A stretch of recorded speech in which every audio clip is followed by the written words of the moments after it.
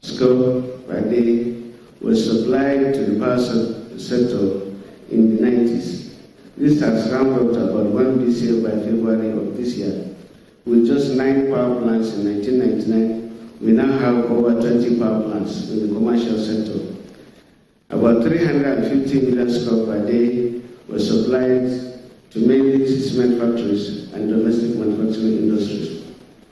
Gas utilization for feedstock, that's the fertilizer, petrochemicals, methanol, ammonia, etc., has also grown to almost 300 million scope per day, with 11.6 million scope per day of gas being converted to CNG transportation alone.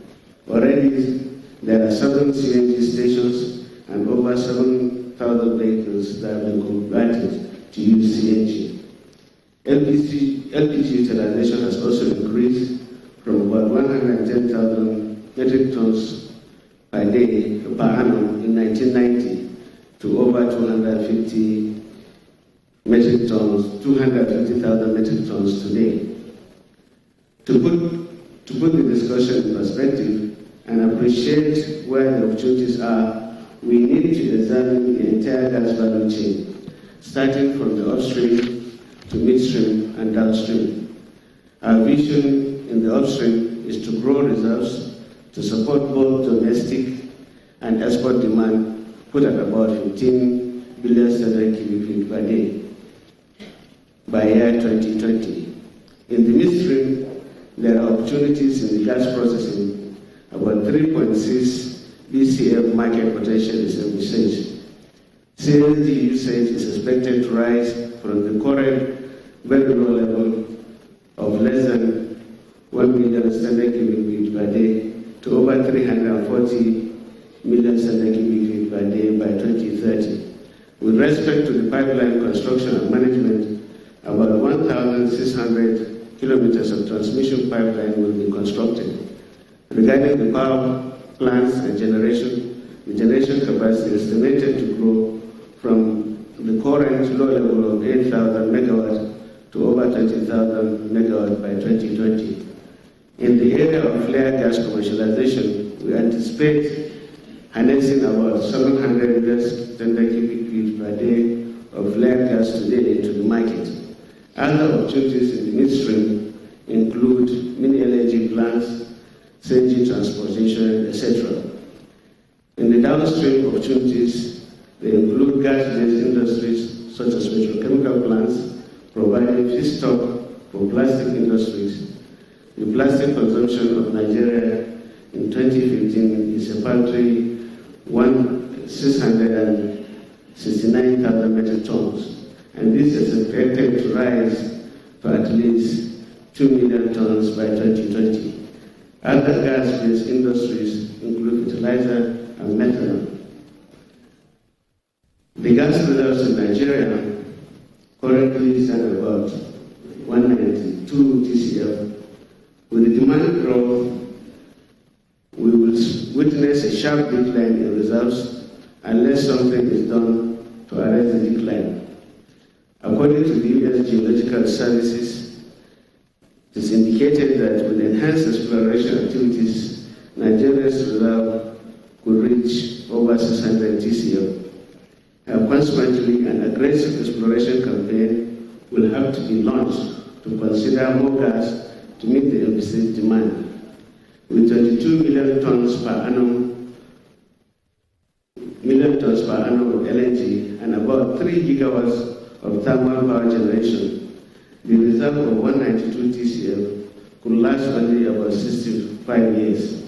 However, if we consider the growth case of 64 million tons per annum of LNG and 20 gigawatts of thermal power generation capacity, the reserve of 192 TCF will only last 36 years.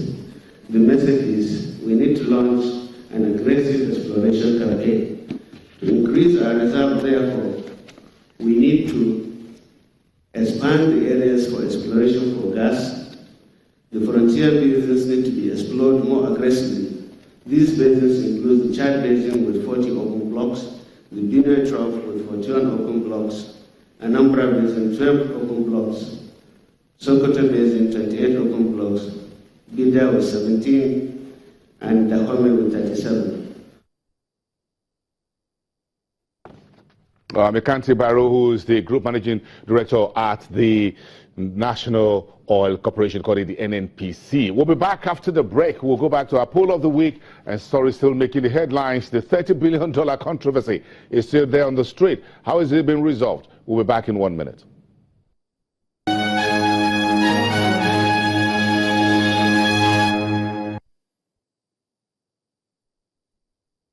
I could tell you how incredibly fast and powerful the Tecno Phantom 6 Plus is, but I won't. I'll show you instead.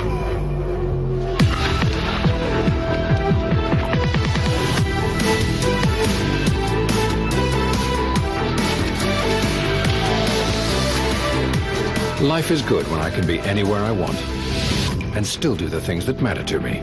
With superior processor performance, the Phantom 6 and 6 Plus is made for those who demand more. Hi, my name is Ude Okonjo, and I'm the CEO for Fine and Country West Africa, and I'm a proud Chevening scholar. Chevening. Proudly Chevening.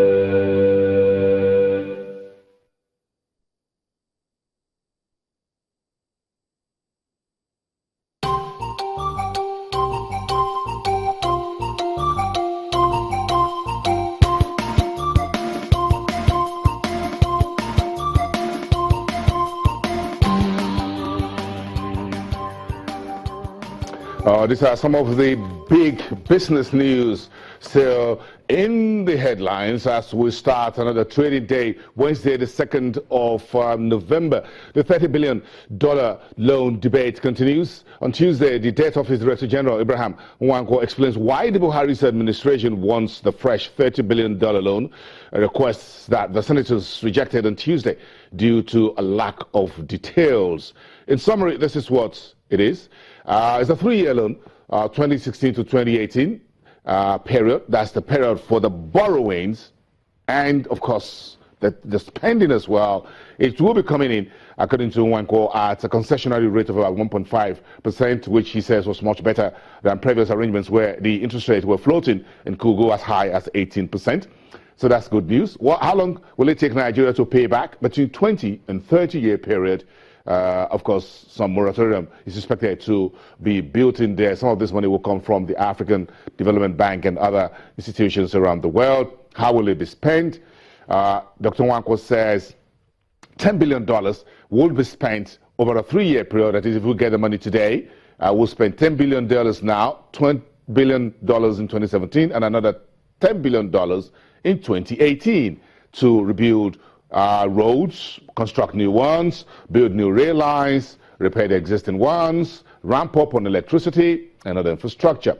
Meantime, the Niger Delta delegates, about 100 of them, visited the president and his vice yesterday at the villa, and they got 16 items on their shopping list for the president, which includes the relocation of all international oil companies' headquarters to the Niger Delta region. They want the Niger Delta University to take off with immediate effect. They also want a rearrangement so that they will also share in oil blocks allocation, as well as the demilitarization of the Niger Delta.